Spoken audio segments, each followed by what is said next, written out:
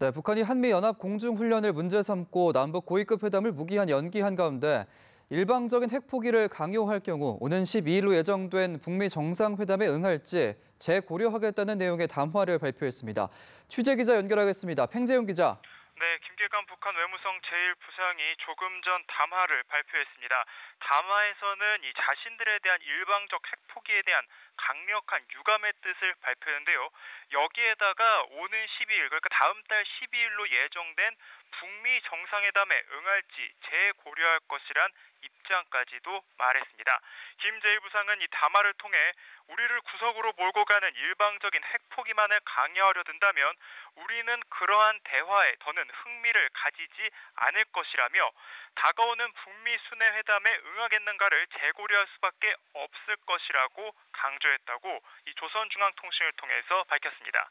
그러면서 그는 트럼프 행정부가 조미 관계 개선, 그러니까 북미 관계 개선을 위한 진정성을 가지고 이 순회 회담에 나올 경우 응당한 호응을 받게 될 것이라고 말했습니다. 이번 담화는 미국 정부의 태도 전환을 촉구하기 위한 것이므로 풀이가 되고 있습니다. 김재일 부상은 존 볼턴 백악관 국가안보보좌관을 비롯한 미국 고위 관리들이 이 선핵 포기 후 보상, 그리고 리비아식 핵포기 방식, 핵 미사일 생화학 무기 완전 폐기 등을 언급하고 있는 데 대해서는 이 대화 상대방을 심히 자극하는 망발이라고 비판을 하기도 했습니다. 그러면서 이것은 대화를 통해 문제를 해결하는 것이 아니라 이 본질에 있어서 대국들에게 나라를 통째로 내맡기고 붕괴된 리비아나 이라크의 운명을 우리 국가에 강요하려는 심히 불순한 기도의 발현이라며 이 핵 개발의 초기 단계에 있던 리비아를 핵 보유국인 우리 국가와 대비하는 것 자체가 아둔하기 짝이 없다고 지적했습니다.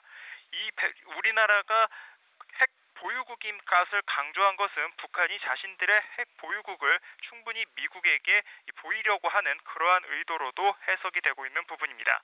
북한의 이런 태도는 미국의 트럼프 행정부에서 리비아를 모델로 한 일괄 타결 방식이 거론되고 또 일방적인 북한의 양보를 요구하고 있는 데 대해 불만을 표시하면서 협상력을 높이려고 하는 조치로도 보이고 있습니다.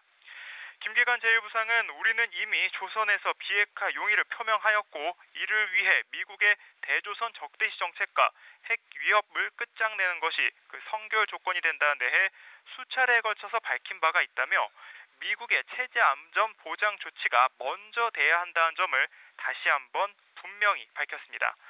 이어 미국이 우리가 핵을 포기하며 경제적 보상과 혜택을 주겠다고 말하고 있는데 우리는 언제 한번 미국의 기대를 결고 경제 건설을 해본 적이 없으며 앞으로도 그런 거래를 절대로 하지 않을 것이라고 덧붙였습니다.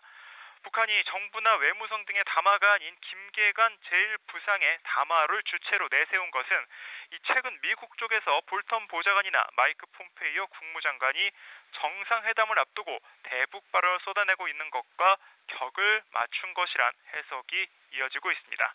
지금까지 보도국에서 연합뉴스TV 팽재용입니다.